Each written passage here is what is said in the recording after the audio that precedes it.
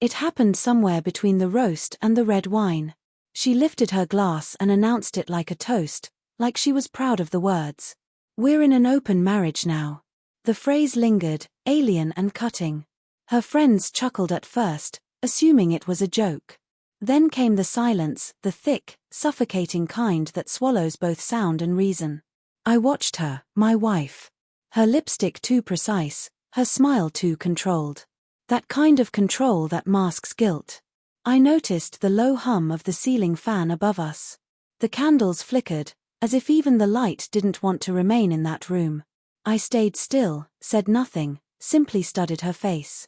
Every micro-expression, every measured breath. That's when it hit me, she wasn't waiting for my consent. She wanted my reaction. I gave her one she didn't anticipate. I rose, took my glass, scanned the table at her friends frozen in polished discomfort. Then I said softly, "No. You're in an open house. I'm closing this chapter." Her smile faltered before the glass hit the table. I didn't drive home that night. I drove aimlessly, following the darkness until the gaslight blinked on. She called 3 times. I didn't answer. That phrase, open marriage, replayed in my mind like a broken record. Not because I doubted it, I already knew. She'd been drifting for months.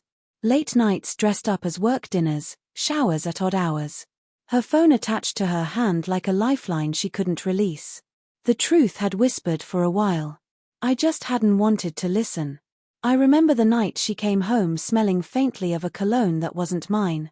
Not anyone she should have been close to. I brushed it off, telling myself I was paranoid, telling myself love meant trust. But love without honesty is willful blindness. And I'd been blind long enough. The next morning, I moved quietly through the house. She was still asleep, her phone on the nightstand. I stared at it for a long moment before picking it up. No password. Not anymore. She thought I'd stopped noticing. The messages were all there, weeks of them. Names masked as initials, meetups disguised as late projects, and one message that ended everything for me: "He suspects nothing." I think he actually believes the open marriage story. It wasn't new. It was planned. I didn't confront her. I didn't explode. I went to work, smiled at colleagues, laughed when expected. But inside, I was reconstructing everything: bank accounts, papers, titles, the architecture of my exit. I started documenting calls, dates, transactions, not for revenge, but for closure, proof I hadn't imagined the decay. Every night, I lay beside her and listened to her sleep. She appeared serene, innocence sculpted out of deceit.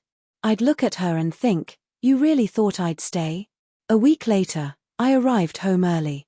The house was quiet except for her faint laughter upstairs, a private laugh she once reserved for me.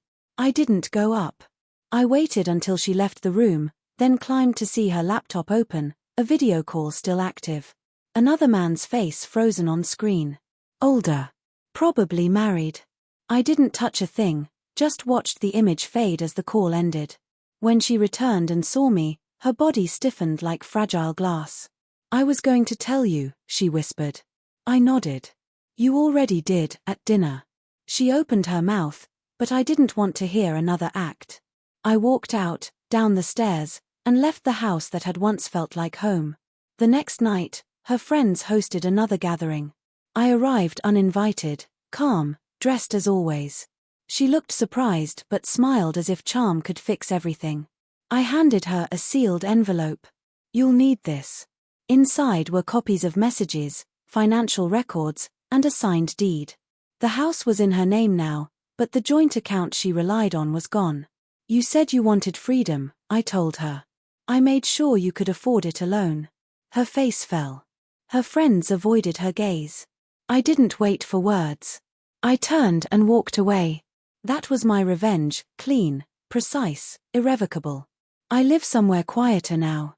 Smaller, minimal, but honest.